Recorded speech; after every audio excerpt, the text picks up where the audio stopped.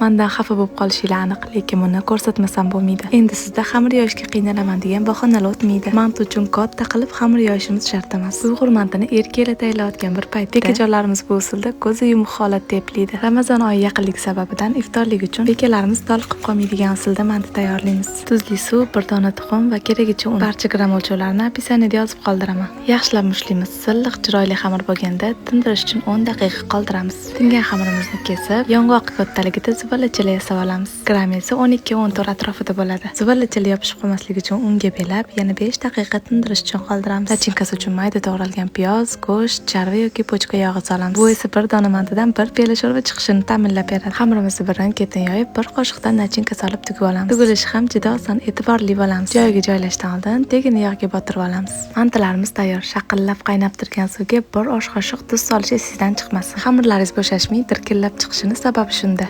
Gaz otashini yuqori haroratga ko'tarib 40-45 daqiqa pishirib olamiz. Bu video sizga foydali bo'lishi aniq. Yoqimli ishtaha.